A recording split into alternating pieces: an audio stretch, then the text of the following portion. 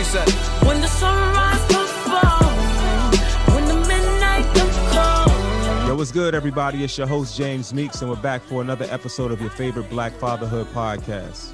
Yes, sir. And what's good, everybody? It's your co-host, Jesse Alex, also the co-founder of Dear Fathers, the premier media platform for Black Fatherhood. Thanks for tapping in. Before we get into this dope conversation today, I need y'all to go and subscribe and follow us anywhere you get your podcast today. Jesse, let's dive right in, bro.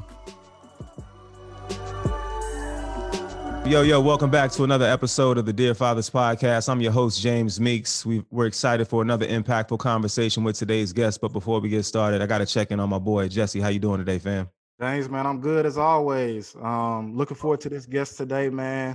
A legendary actor. I'm looking forward to diving into, of course, you know, what he's done in his career, but as always, man, who he is as a Black man and father. So I'm excited to tap in with him today. Absolutely, man. So we'd love to welcome an amazing actor, amazing father, most known for his legendary role as Eddie Winslow on Family Matters, Darius McCrary. Welcome to the Dear Fathers podcast, brother. How you doing today? Oh, man, I'm doing great. Everything's cool, man. Fighting a good fight every chance I get, man. I appreciate you guys for having me. How's it going on your end? Everything is good, man. In these crazy times, you know, health is important. So I'm healthy. That's all I really can ask for nowadays, brother. Isn't that funny, man? How like when some devastating act of God happens, man, you know, it just really will make you focus on the things that really matter. Absolutely, man. I feel like the world has slowed down for all of us over the last 12 to 18 months. So, you know, I'm thankful for the clarity and the slowness of the world. And I think it's kind of helped me focus on what's really important in life. And I'm hoping others have that opportunity to do the same thing now, too. Yeah, man, it'll make you go inward, you know? Yeah. And I think that more of us need to go inward, especially at this juncture in life. Absolutely, man. So we wanted to dive into, as Jesse said, you know, everybody knows you, man. You've played an iconic role on an iconic show, and that's really dope. You know what I mean? But I also want to tap into like who you are as an individual. We want to get to know the man, the human. So, but let's take it back to your upbringing, to your parents, to your relationship with your father. What did that look like for you growing up? Well, first off, I don't take it for granted that everybody knows. There's always somebody who you may have to introduce yourself to. And so my goal in life is to continue to work until I no longer have to introduce myself. And it's just a blessing to have had so much success and experienced so much success then, and to actually have worked longer as an adult than I did as a child. Mm-hmm. And there are not many child stars that can say that. You know, it's so funny. I'm 44 years old, and I've accepted the fact that I'll be considered a child star until I die, because it's a fraternity, man. It is, and it takes a very special group of people to be able to stand the fire, and it takes very special parents to be able to assist you navigating through those shark-infested waters. With that said, growing up was pretty cool because I come from an entertainment family. My father's Howard McCrary, and he is a part of the fabulous McCrary Five, as they were called. And then they ended up dropping the Five because they ended up working with the Jacksons. And the Jacksons was like, y'all can't be the Jacksons. McCrary Five, be the Jackson Five. You know, Jackson Five, you know, they had a bigger bat. So, you know, that was that. So they just became the McCrarys. And my dad has worked as a musician for his whole life, pretty much. The McCrarys have been blessed to have not only had success themselves as a group, but to work with people like Michael Jackson, Stevie Wonder, Diana Ross, Andre Crouch, the Hawkins family. My dad actually discovered BB and CeCe Winans. My dad was instrumental in the discovery of the Winans brothers. Wow. So growing up for me was really, really cool. In fact, the reason I'm in show business is because of my father, indirectly because of my mother, though. Because my mother allowed me to go to recording sessions with my dad, to go to gigs with my dad. And that's how I was discovered by Chip Fields. My dad was doing a play called Don't Get God Started. It's off Broadway, went to off Broadway. and he and Marvin Winans, they did the music together. And I was hanging out at rehearsals, and Auntie Chip, she saw something in me, and she wanted to take me on an audition. And funny thing was, my mom was like, "Yeah, you can take him, because he's not about to embarrass me again." Because I had a previous opportunity, and I completely blew it. Mm-hmm. And in retrospect, I think I blew it intentionally, because I just would watch all that my dad had to go through. You know, a lot of times we see success stories, but we don't see what people have to endure to get to that moment of success. Mm-hmm. And you're always on the other side of quitting, as long as you're running a race. Yeah. Every step you take, that was a step where you might have quit. So you're always right on the other side of quitting. But nothing comes to a sleeper but a dream, and a quitter never have nothing but of what they could have been story. So we don't quit around here. No, that's dope, man. Just to hear that story about your upbringing and how kind of the foundation that was laid by your parents, by your dad being in entertainment, and your mom just kind of putting you in a position to be, you know, in entertainment was pretty cool. So, at what point you had that first audition that you bombed? But at what point in your child stardom, or even before you became a child star, were you like, man, I'm meant to do this. I'm put on this earth to be, you know, in this business. Was it like a turning point for you when you were a kid, or when did that point come? You know what's crazy is I never wanted this.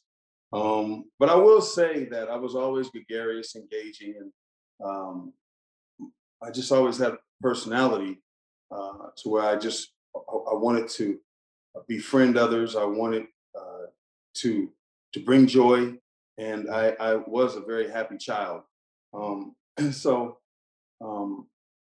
I used to study different entertainers coming up, and I guess you can say that I knew that there was something there, but it wasn't like I was pursuing it. Like, Mom, you know, put me on. Now, this is the crazy thing.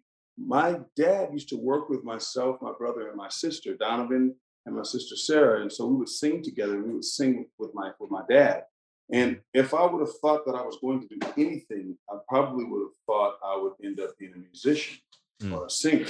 But it was never like, no, I want to act. You know, in fact, one of my uncles used to get on me, because he would always say, you know, you cutting up, but you don't even realize people on TV acting like these people on TV. But these people on TV, they in half a room and they being paid. You acting the fool for nothing. And lo and behold, God's plan. I've spent 9-10 years of my life, 9 seasons in half a room. Now that's really amazing, man. And you know, it's cool when those moments can kind of come full circle, where you know people are joking with you and saying certain things, and then you end up in those spaces that you may not, you know, believed or thought that you would be in. So that's really dope. But for being on Family Matters specifically, you know, like we look at it now and it's iconic, right? Like you think about everything that we've seen on TV over the years, and it's especially how Black families are portrayed, or the manner in which they're not portrayed. Like when you were in the moment, did you realize how big and how impactful the show was going to be for Black culture, and how people viewed Black families on TV? Well, when I was in the moment, I don't think any of that really mattered to me. My parents prepared me very well. And I think this is why it's very important to have both parents in a child's life, whether the parent is together or not, because it's just certain things that you're going to get from your mother that you cannot get from your father. And certain things your mother cannot give you that are detrimental that you need from your father. Mm-hmm. And so my dad used to take me on these walks, and we would talk. And he would share some deep stuff with me. And my mom, she used to share some information with me in regards to what a privilege that it was to be doing what I was doing. And so in the moment, I don't think that I ever really thought about any of that. However, what I did think about, because I never really wanted to be a role model. I mean, who wants to do that? I mean, in all honesty. But I did know that I had a responsibility. Mm-hmm. And so one of the things that I used to do is I would make sure that I was able to assist young Black entrepreneurs. You know, I would wear cross colors consciously. I would wear FUBU consciously. Mm-hmm. I would wear Carl Kanai consciously. I somehow had the cognizance to understand that we were in the midst of producing an image of Black excellence. And, you know, big props to our executive producers of the show, Tom Miller, Bob Boyette, Bill Bickley, Michael Warren, David Ducron, who came on later, all those guys, for understanding that they had a responsibility as well. And they were aware enough to know that they had to listen to us. Mm-hmm. And so it was a well-oiled machine that just worked together. And it was a blessing to be able to be a part of something that set such a precedence from then to now. Yeah, man. Even, you know, just about what you just said, I want to salute you on that for just having kind of that social awareness to use your platform to uplift other Black, you know, brands and things of that nature.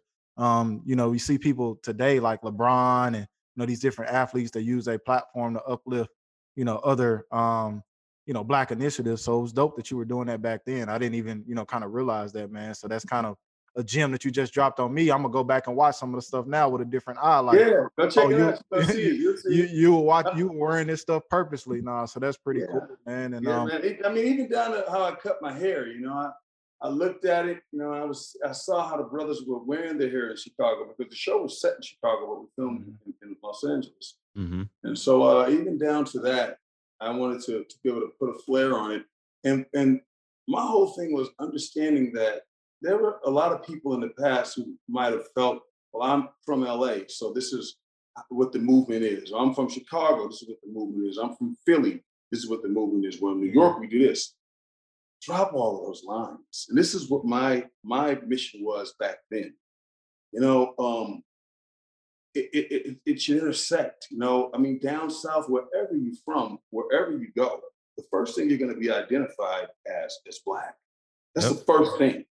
They don't care about what kind of money you make. They don't care. The first thing you are looked at. And so a lot of times we are guilty until proven innocent. Mm-hmm. And so we have a responsibility to carry ourselves a certain way. We have a responsibility to project a certain image, if you would, so that we are able to continue opening up doors and walking through doors. So to make a difference and to shed some light. You know, you can't get into the city if you don't leave the block. Facts. You know, and I ain't knocking the block, you know, but we really gotta understand that it's a big old world out there. It's a big old world that loves us. Mm-hmm. We might not get a lot of love here, but it's the world loves us. If you just look at it. I mean, you got Muhammad Ali on your shirt. I'm wearing Biggie. I mean, Biggie is worldwide. Right. You know, I mean, the rest in peace. You know, this king did his thing. You know, and Diddy worldwide opened up a door. You know, once again, another one of those brothers who you don't know the sacrifices that were made so that Mary J could get on, and all of these different groups now that are iconic. 112, and you know, I mean, the man he kicked open the door. You know, and so you know, that's some food for thought. No, that's amazing, man. And I think, you know, one of the things we wanted to hit you on, like just rapid fire, you know, being on one of those iconic shows is, you know, for you, because you play with, you know, we would say a top 5 TV dad of all time. So from your vantage point, who are the top 5 TV dads of all time? Oh man, top 5 TV dads. Red Fox. That's a good one. Yeah. A lot of people don't remember, but they had an amazing relationship. I mean, you got to go with John Amos. The times that was really, really difficult. Of course, Reginald Bell Johnson. Definitely. Then I'm going to go with Archie Bunker. Just to keep it live, and you can't leave out or negate Bill Cosby's contribution. Oh yeah. Yeah, you definitely can't leave out Bill. A lot of people try to discredit him because of, you know, what he's done in his personal life, but you got to separate the two, man. You know, Cliff Huxtable, all-time great TV dad, man. You know, obviously we don't support, you know, what he's got going on in his personal life, but as a TV dad, you know, you can't leave him out of the conversation, man. Yeah. So Well, I'm gonna just keep it real. If it wouldn't have been a Cosby Show, there wouldn't have been a Family Matters. So true. That's true. Yeah, I mean he's the, in a lot of ways, that show, the Cosby Show, is basically it was the blueprint and the godfather of all the stuff that came after it. So you gotta if pay it wouldn't have respects. been, I'm gonna just keep it a buck. And the great thing about it was that lane actually gave us another lane to travel in, because the Huxtables were affluent, and Family Matters was blue collar. And I think that's why Family Matters hit home, and touched so many more lives. Not saying that the Cosby Show didn't, but Right. it was received different. I mean, we were on longer than the Cosbys, and in all honesty, just being frank, we probably could have ran even longer than we ran, if we had chose to. Yeah. It's more relatable, man. That's just, you know, it's just simple as that, you know. So even kind of just, you know, focusing on, you know, your career a little bit longer, you know, outside of Family Matters and everything that you've done since then. Do you have any favorite roles that you've, you know, been a part of, you know, since Family Matters in recent years? You know, I can't really say. I definitely enjoyed playing Muhammad Ali. That was like the highlight of my life, being able to do that. I mean, especially being 5 shades darker than him. Being able to pull it off. I enjoyed playing James Brown recently on American Soul. That was a blessing. But working with Robert De Niro in 15 Minutes was a blessing. I enjoyed Kingdom Come. And that was probably one of the greatest Black casts assembled in film history, on the low. And then yeah. I think that's dope, man. And I would just, you know, want to say salute to you, man, for coming in as early as you did. And then, you know, being able to kind of sustain that longer term. Cause when I think about white child stars, you know what I mean? Like they typically flame out, and they flame out in a very bad way, whether it's drugs, life, or whatever happens. And you know what I mean? You seem to have always been kind of grounded. And I think that speaks to your upbringing and kind of like your parents and what they taught you, to have been a child star, to have achieved so much success early on and still be able to sustain it as an adult. I'm gonna say this, you know, for my white constituents. First off, there is no manual. You know, so there's no manual on how to walk on water. There's no manual on how to eat fire. You know, so you have all of this being thrown at you, and let's just keep it real. White people fall up; they don't fall down. When you're allowed to go to rehab, you know, after crashing a car into someone's home, and you find yourself in bed with someone's minor child because you were that intoxicated, and you can come back and become Iron Man. And let's be for real, we have a blatant examples of the two Americas that we live in, and we see it all the time. And it's been this way. The only difference now is that there's technology to record it, so people are aware. But it's been that way. So you know, I just say that there are some good examples. A good friend of mine is David Faustino. He's an awesome actor. He's doing his thing. You know, it's Bud Bunny. It's my boy. He's a great dad. Mark Paul Gosselaar, who was on Saved by the Bell. You know, there are a few, you know, who've really gone on to do some amazing things. Jodie Foster, you know, Leonardo DiCaprio. But back to what you were saying, for me, my mother was my manager. And she's just such an amazing lady. And I call her my momager. She just didn't play. And she reminded me that there were two Americas all the time. She reminded me no matter what, I couldn't do what my white constituents did. I couldn't do that and get away with it. And if I wanted to do this, I had to conduct myself a certain way. And, you know, I give big props to my mama for making sure that I was clear. Moms didn't play. You know, I remember there was a time after I did Big Shots, which was my first movie. I started getting a little bit heavy because, you know, the craft service is always right there on set. And I mean, back then we had it good. I mean, I'm talking about, man, these kids, y'all don't even understand. I never thought that I would be old enough to even say this as a professional, but y'all don't even understand back in the day what it was. I'm talking about whatever you wanted, you had. In fact, so much to the point where I remember my aunt Chip Fields, who's Kim Fields' mom. You know, shout out to Chip and Auntie Chip and Kim, because that's who put me in the game. But I remember my Aunt Chip saying, you know, one of some of the etiquette that she gave me was, you know, sometimes you have to say no. You know, don't always take it when they offer you the food or, you know, the treats, because whatever you want is there. But my mom, back to my mom, I digress. My mom, when she would see me gaining weight, she would tell me, hey, if you don't want to do this, you can go ahead and keep eating. But if you're going to do this, you're going to have to push away.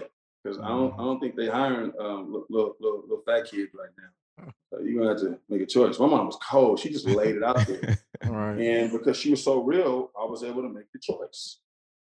You know, and I think that that's also something that's very important, you know, for stage parents. Because a lot of stage parents push their children to want to be in the limelight. They push their children. And my mom never did that with us. It was just so organic. You know, my brother and sister, they both have acting past, but they didn't want to do it because everybody can't handle the rejection. I don't know what's wrong with me. I mean, I've been turned down for more roles than you all have seen me in, and I've done a lot of work. And it hurts. You really want something, you putting yourself out there. Everybody ain't built for that kind of rejection. Right. You know? So No, that's true, man. And just like James said, we salute you for that. And what you said just now kind of reminded me of something. We had an interview with LeVar Ball, and he said, I don't push my kids, I lead them. And that's kind of that hit it right on the nose of what you said. It's like, you know, your parents didn't push you, they kind of led you, they real with you, and they just, you know, you followed suit, you know, based on how you want to go. So that's dope to hear that story, man. And just give us, you know, you said you got turned down for more roles than what you got. Just give us like 1 or 2 roles that you got turned down for that you may have. 1 or 2 roles, Drumline. I had opportunity in that. In fact, at one point, I got so subconscious about certain roles. I mean, stuff like Lottery Ticket. You know, I mean, stuff that I should have been in, that there's no way that you're not going to cast me in for whatever reason, the politics behind the scenes. Like, you don't know what it is, you know? They might have a deal with somebody else. I mean, it's the craziest stuff. But here you are putting your heart and your soul into it. And you might be the better choice for it. But it's a lot that goes with it. In fact, so much to the point where at one point, I had even stopped going in if I felt there was an inkling of any possibility that I was going to be rejected. I was like, because I'd rather leave no impression than to go in there and be rejected at a certain point in my career. There's a lot of psychological stuff that goes on with entertainers, man. I mean, I'm not saying that you couldn't understand, but you would have to really step outside yourself and look around to grasp. Oh, for real, man. And you got to be built different for stuff like that. And again, we just salute you on your journey, your career. We know you're gonna continue to do more amazing things. And let's get into fatherhood, man. So, you know, that's what we came here for. Who would you say you are as a dad? I'm gonna say this. So we used to have to read coming up. my parents were very strict about that. In fact, my mom made sure that reading was uh, a staple. We before we could go outside and play, we had to work on our craft, whatever it was going to be, whatever that was, and we had to read. And my father introduced me to a book called The Prophet by an author named Khalil Gibran. And Khalil Gibran said in his book that our children live in the house of tomorrow, which you cannot even visit in your dreams. And I would say that's who I am as a father. I understand that it's about building the house of tomorrow and fortifying it so that it will stand long after you're gone.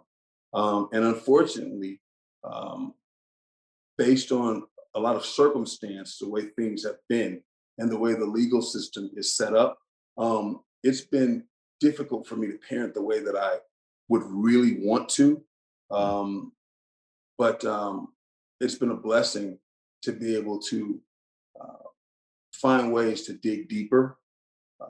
It's made me stronger, and I think that my children will appreciate it when they're older. I always say, the longer that I live, the more I understand my father. Mm. Yeah, and that's amazing, man. And I feel the same way about that. You know what I mean? I think there are things that you try to understand as a kid, but you really don't have the context or even just the wisdom to really get into it until you become a father. You become older and you start to experience life in the world and just the different things we go through as men and as dads. So I definitely understand that. But I wanted to get into this segment we have. We call it Dads in Delivery, right? Yes. And what we do is we want you to go back to that moment where you found out that you were becoming a dad. What were you feeling physically and emotionally then? Well, the first time I found out that I was going to be a father, I was excited. I was scared. The second time, I was excited. I was scared. The third time, I was excited. I was scared. And it's a different dynamic as a Black father. It's a different dynamic. I mean, I don't think that I talk to a lot of my white friends who are well off, wealthy, and of upper echelon, and they couldn't even imagine their children not coming home at the hands of law enforcement. Mm. They can't even like they don't. They're like, it just does not compute. Will Robinson, dangerous, dangerous. Like they don't even understand that. Right. And some of them, they have empathy and they feel horrible because they can't understand. Mm-hmm. So it's just different. But I will say this: when it comes to fatherhood and family court, I don't think there's a race. And I think that we have a lot of work to do in this country as fathers. We got to become more vocal. I think that there's a lot of bias against fathers. And I think that if you're a Black father, the bias becomes even heavier and worse. Yeah. So it's pretty interesting. Yeah, I agree, man. I had a close friend um whose daughter, like oldest daughter, just kind of moved out of state, just at the drop of a hat, with the mom. And he thought about, like, taking her to court or doing these things, but he kind of just went against it because he's like, I'm gonna spend all this money for them to just, do nothing anyway, because it's, they're gonna go lean towards the mom and the child before they even take, the father's side. And that's just kind of crazy to even think about. It's a lot of times us as Black men, Black fathers, we don't have those rights. And like you said, we got a lot of work to do, man. And it's kind of one of the reasons us starting a platform is us so we can be vocal about the things that we go through and help change that. Well, I salute you, brothers, for starting this platform. And whatever I can do to help become more vocal. I do some work now with a young lady named Kenya, and she has something called the Child Support Hustle. Because at the end of the day, I mean, look, just keep it real. We are trying to service, be obedient, and follow guidelines of a government that never had us in mind. In fact, one of my favorite quotes from one of my favorite presidents, George Bush Jr. He said straight up, it ain't that I don't like black people. I just don't too much think about them. That's what the man said. And I love him because he was just so honest. Right. He would just say stuff. He wouldn't even think about it, you know? And he would just spit it out. And this government never had us in mind. I mean, we were what, 3/5 of a human? Yep. In the Constitution? 3/5 right? of a man. Yep. Yeah, 3/5 of a man. So, you know, we're trying our best and have always tried our best to assimilate into this world, this country. You know, we want to prove that we're good enough. So we spend our money on products that we don't manufacture. You know, we eat at restaurants that don't want our business, but they want our money. We wear brands and clothes that don't consider us. And, you know, I think that we need to just take a step back and look at some of this and try and figure out how can we hand our children keys to legacy? How can we arm our children so that they don't get hurt? You know, I mean, I was looking at some of the parents who, when their kids start driving, they put all their information in a little pack. And this is sad. This is sad that we have to do this. But they put all the information in a little package, your license, your registration, your insurance, and you just put it through the window and hand it to the officer when you get stopped. Yeah. That's arming your children, sad as it is. You know, I wish that I would have spoke with my father more about fatherhood. My parents actually separated after 25 years of marriage. It was heartbreaking for me. But, you know, sometimes people grow apart. It is what it is. Don't mean they don't love each other, but, you know, sometimes two people have to part and it makes them stronger. But I wish that I spoke with my father more about it because I think that I would have done things different. And we have to look and understand that in our communities and us trying to assimilate in this place that never had us in mind, I mean, we were being pushed out of the home long ago when the welfare system was introduced. Let's just keep it a buck. Once again, the government became daddy. When sisters took their check and took their cheese. Literally and figuratively. But no, so, you know, I wanted to unpack something that you mentioned there because you talked about, you know, each time, you know, you found out you were having a new child, you know, it was excitement and you were scared. And then you talk about the experience of like, you know, talking to your white friends who don't share in the same sort of thoughts that you do and the worries that you have. And we're all black men, you know what I mean? And we can't ignore what happened and what has been happening in this country and what's going on right now with like social injustice, racism, all of those things. How do you handle having those conversations with your children so that they can go into the world with their eyes wide open about what's happening and what they're going to be walking into? Having those conversations with my children is very difficult because I have to be very mindful. Well, with two of my children, just because of the circumstances that I'm dealing with currently. You know, as a father, once you separate or when you're not with the mother, anything you say can and will be used against you. I remember I told my son, you can do anything that you put your mind to. And he went back and he told his mom, and she said, why are you telling him he can do whatever he wants? He can't do whatever he wants. And I'm like, I would never even say that. You know, so wow.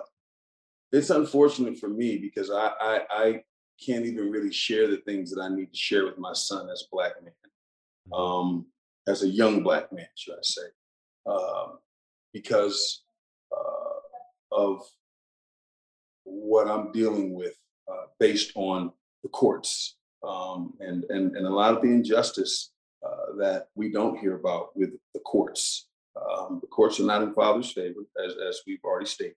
And a lot of these women use the court's muscle And I mean, a woman can say anything that she wants, and especially these days, you have to spend more of your resources and time refuting the lie than dealing with what we know to be true.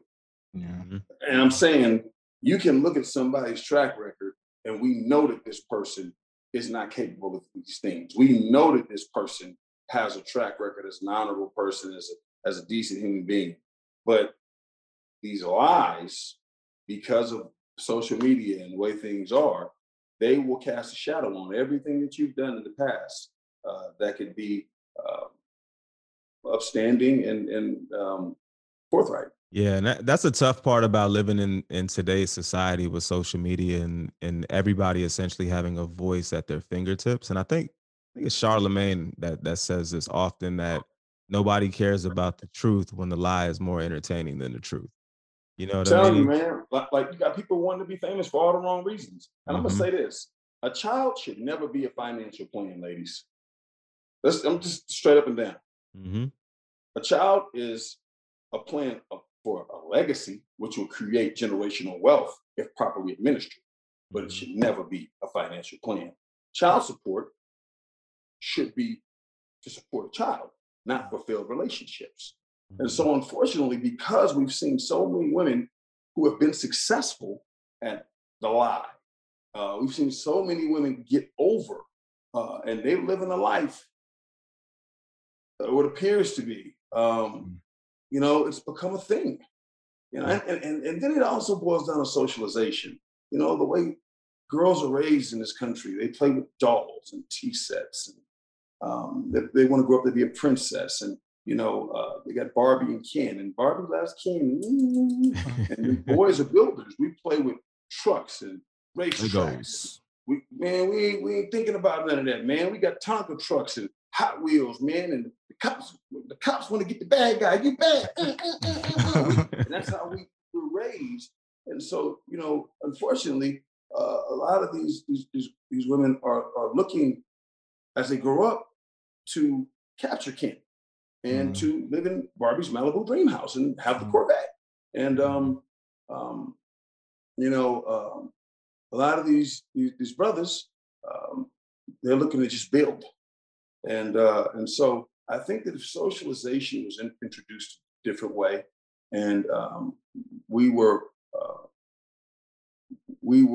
reared so that we understood more of what the village is, what the community is, because it takes a village to raise a child. Absolutely. Back in the day when we would be out playing, you was gonna get in trouble if you did the wrong thing. If the neighbors saw you, then you was gonna get in trouble again when the neighbors told your parents, because your mama was gonna be like, "Yo, you had it 2 times coming." I'll never forget one of the stories I love is one of my uncles. He used to light telephone poles on fire. I mean, we used to have to play outside, y'all, right? Yeah. We would get into stuff. A lot of these kids don't even know what that is. But he used to light telephone poles on fire. And he said that when they light the telephone pole on fire, and this car, Rolls Royce, just pulls up. And Rolls Royce, this gentleman said, "Boy, what are you doing? You cut that out." Gets out the car, puts the fire out, throws it in the car. And he says, "Don't you ever do that again." He says, "Don't you ever let me catch you doing that in this neighborhood." And took him to home and told his auntie what he was doing. And he got in trouble, like I said, 2 times. He was Marvin Gaye. Wow. Oh. Wow. That's crazy. Imagine that. And I'm that dude. We're that dude. But today I think we're just in such a different position to where you can't say nothing to nobody's kids because they're calling folks on you. Man, well, I was just talking about that the other day with my wife, man, because we were talking about discipline and how it's changed in terms of like what's acceptable or not. And I remember we were living in Dallas, Texas at the time, and she popped my son in the store, and this lady came up to her and was like, "Hey, watch it now. Don't put your hands on him." And my wife my was about to child, put her man. hands on the lady because she like, "Who you talking That's to? my You can't tell child. me what to do with my child." But that's the world we live in now. And look, this is what's even colder for us. Once again, you heard this from your parents. If I don't discipline my child and I can't discipline my child, I can't get to my child, y'all gonna be on my head. But then what Mhm. happens when the police get to my child? They And gonna George dis- Floyd, my son, or Alton Sterling, my son, or Mhm. Philando Castillo, my son. But I can't correct them now so that it doesn't get to that. Right. Yeah, it's like a See? setup so they can exterminate them later. You know what I mean? Mm. It's all bad. Yeah. Yeah. Yeah, man. And even just kind of thinking about, something that you said earlier as far as, being a child star, growing into adulthood, having to overcome, being turned down more times than you've been, told yes to in certain roles. Like we said earlier, you got to be built different for something like that. So Absolutely. how did you, going from that child star to an adult to a father, within this whole process, maintain your mental and balance all of that at once? Because I know that had to be sometimes mentally draining on you. How did you, kind of keep in a good mental space while, like, balancing all of that? Oh man, it's still mentally draining. I'm not even gonna lie to you guys. I mean, a lot of the stuff that I'm doing now, as a producer and working on fortifying my position as a director and being a creator, it's draining. It's difficult.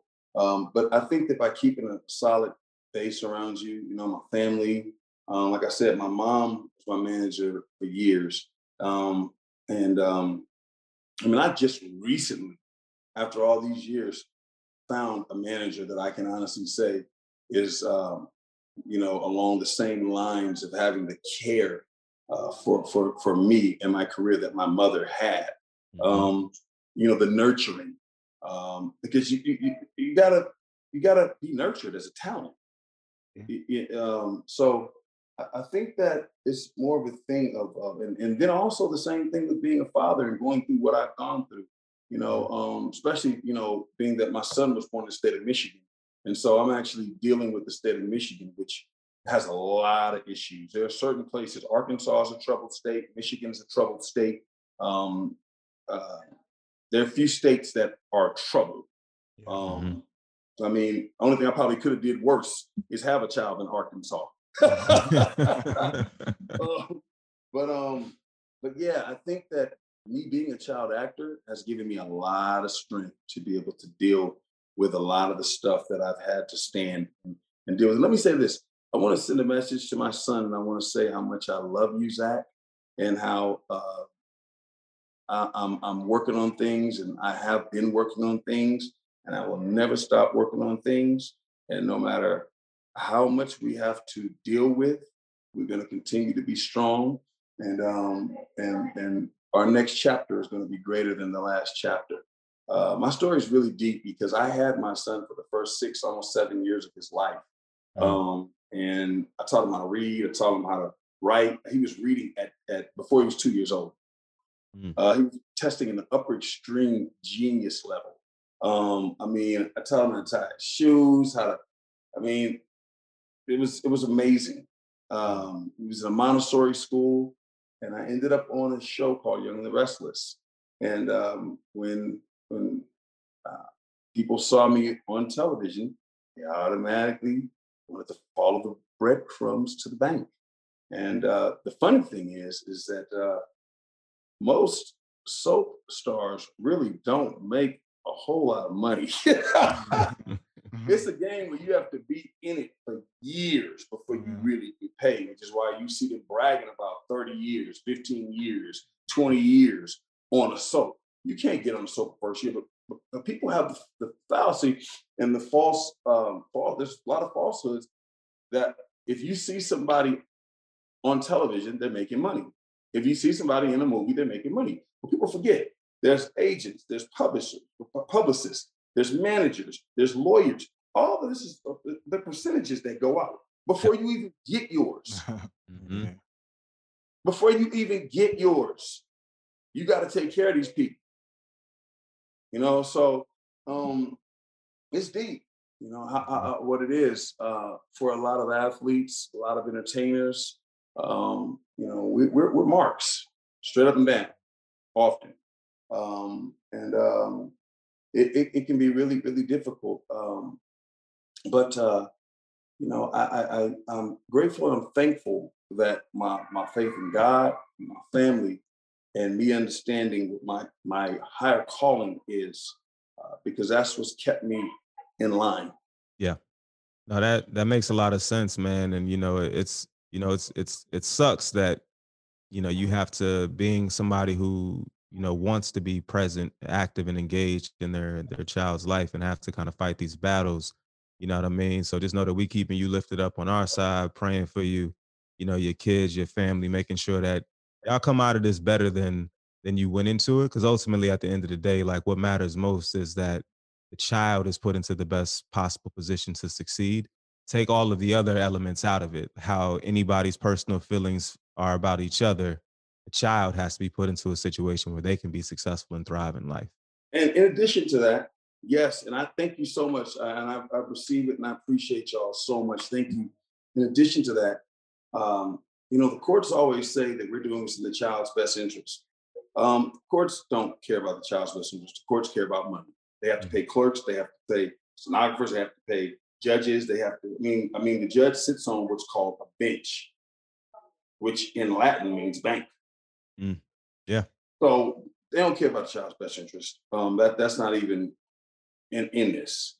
And then secondly, it blows my mind because you know, a lot of parents don't understand that swallowing for unforgiveness is like swallowing poison and expecting the other person to die.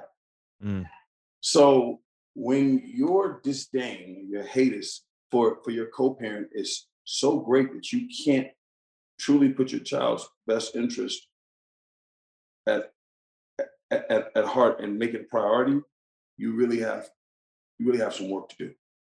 Yeah, no, totally agree, man. And I think one thing that we wanted to hit on, which I kind of think I know where you're gonna go with the answer is we like to ask about, challenges and struggles in fatherhood. You know what I mean? And like, what's the biggest challenge that you faced as a father? And how did you overcome it? Or how are you working to overcome it if you haven't done it just yet? A lot of therapy, a lot of prayer, um, a lot of patience, and I'm just focused on my goals. Mhm. And I refuse to have a sad story. I don't ever want anybody to feel bad for me. The attitude is I'm praying that people will take the attitude that you just displayed. Just pray for me and lift me up, because I promise you, I'm gonna continue to be a part of that light, to guide everybody where we need to go. You know, and challenges of fatherhood have been for me just getting around that buffer, getting around that that obstacle, because the mothers that I'm dealing with, just straight up, and I'm not trying to paint anyone in a bad light, because things didn't work out, and this is in a lot of other people's situations, they've decided to become an obstacle. And it's so sad when you look at it, because a lot of mothers use the children as weapons, but you won't always have that weapon. Yeah. Won't always have that weapon. I'm just very open and very honest. My life is an open secret, and uh, I'm just keeping it a buck. Yeah. You know, I'm just waiting, and I'm gonna continue doing what I'm doing. And the best way for me to do that is through my career. I mean, the same consistency that I have in my career is who I am as a person. You cannot be inconsistent as a person and have success in the entertainment industry. Right. And furthermore, in film and television. Because music, you get a little bit of leeway, a little bit. Film and television, you got a call time. You got to be up 5 o'clock in the morning. That's why, I mean, I work out daily. The discipline that is administered to do what I've been blessed to do is nuts. Mm. We'll just start there. It's nuts. Mhm. You know, so that's what keeps me. And you know, I'm gonna just say my experience, being that I've had to deal with the courts, um, is that it can be really despicable what a father has to endure in this country uh, to be a father. Yeah, man. Mhm. I definitely, well, I don't know firsthand, but I definitely could imagine just based on how the course is set up, man. So like James said, we keeping you in our prayers, keeping you uplifted. You know, we here for you. Just like you said, you're here for us. We here for you as well, too, man. So anytime you just want to kind of chop it up or whatever the case may be, man, we're open to that as well. And it's kind of crazy what you said, because we had a guest not too long ago when we recorded. His hoodie said, "Bad parent doesn't equal bad dad," right? Kind of Mhm. to your Oh, sentiments. I Is see that. Yeah, a lot of times where the wife or the partner right. kind of writes you off as just this bad parent just because y'all didn't work out, right? And that ain't how it is, man. It ain't how it should be. But that just brought to Wow. mind that shirt that he was wearing that says "bad parent, bad partner doesn't equal bad parent," which I hope a lot of people kind of get that through their heads at some point, because it's crazy what people got to go through sometimes. Man, let me tell you something. I was in Michigan in court, and I had brought some clothes for my son. And his mother was so angry that she took the clothes I bought and threw them in the trash can. That's just hurting the kid. Bro, I just couldn't even. I'm like, huh? You hate me that much that you're gonna hurt your That son in the you'd rather process. you wouldn't want to see him wearing something. It ain't even about labels or designer, just having something on his back. Mm-hmm. Crazy, man. So, like I said already, a lot of times, and then I'm dealing with a lot of stuff too. It's hard because people look at you as a celebrity and they think, oh, you got it made. Man, that could be a strike against you. I'm already a child star. That's one strike against me. I'm black. That's one strike against me. I'm a celebrity still. I've made it as an adult celebrity. Man, I'm riding with 3 on me. Mm-hmm. Yeah. So a lot of times these attorneys, these judges, they want to prove to you how special you are. They want to Mm. show you. They want to make an example out of you.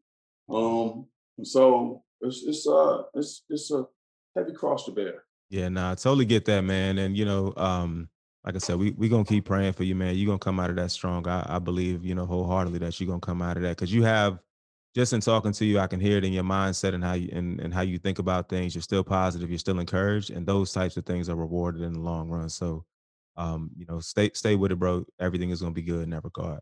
Man, from your lips to God's ears, appreciate you, brothers. Thank you so much, man. For real. Absolutely, man. But one thing we do want to do, man, is we're here to talk about fathers, and you earlier described a great relationship that you had with your father, and kind of the experiences you had there. So we like to give our guests an opportunity to write a letter to their father, starting with "Dear Father." If you could do that, what would you say?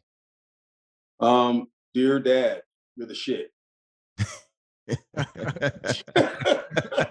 Hey, That might be the shortest letter ever. And I'm gonna say this. I got to give my mom props for encouraging my relationship with my dad.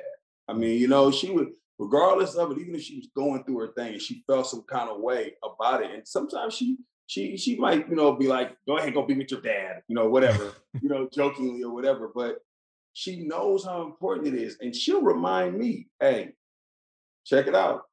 Don't get beside yourself. You are definitely a chip off the old block." Mm. I mean, she'll remind me, like, your dad is the man. My dad is a bad dude, incredible musician, gifted, anointed. And so Carl Winslow was great, but I had Howard McCrary as a father. So, I mean, I ain't finna kid myself. Nah, that's dope, man. I mean, to have your actual father in your life and him to be so special for you, and then also to play on TV with an amazing father. That's just kind of a dope, upbringing that you had, man. Oh So man, it was such a blessing. I mean, he was at my graduation, and I'm gonna say this: Reginald Bell Johnson, I love you so much.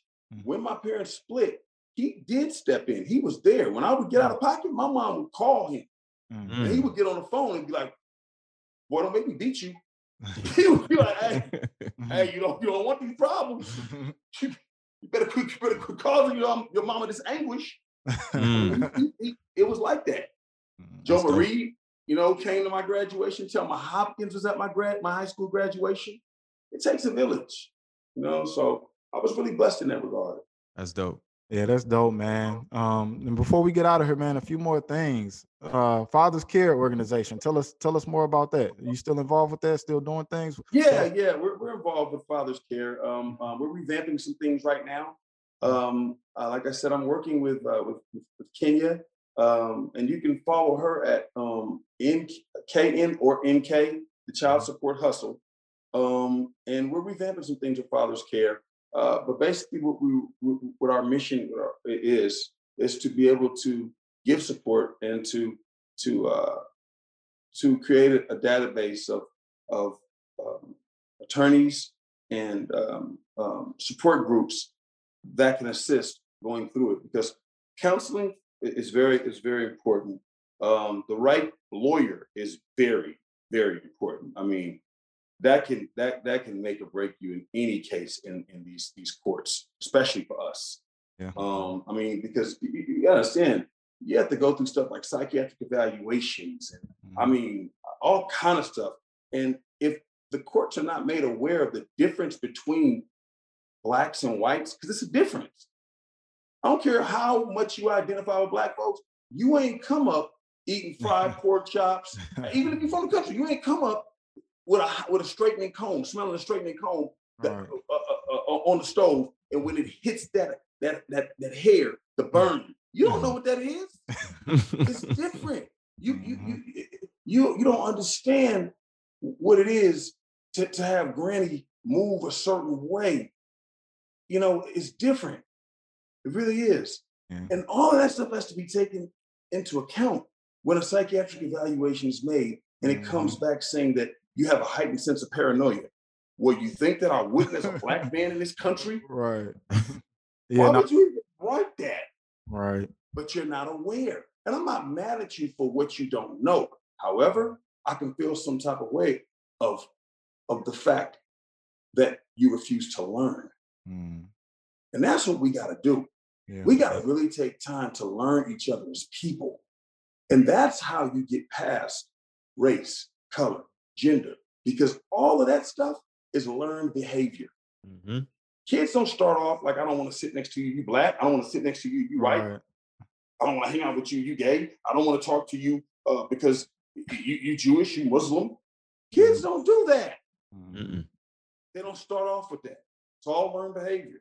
But once we learn about somebody, you take the time to investigate what their background is, how this evolved, or what was their evolution. Your mind might be a bit more open to understanding. And that's the first thing that we have to really work on grasping to be better, is understanding. Yeah, I agree wholeheartedly, man. It's gonna take more work, but I feel like, just talking to you, man, and kind of where your mindset is, it's good to see people out in the world who has, who thinks like that and understands where we got to go to be better.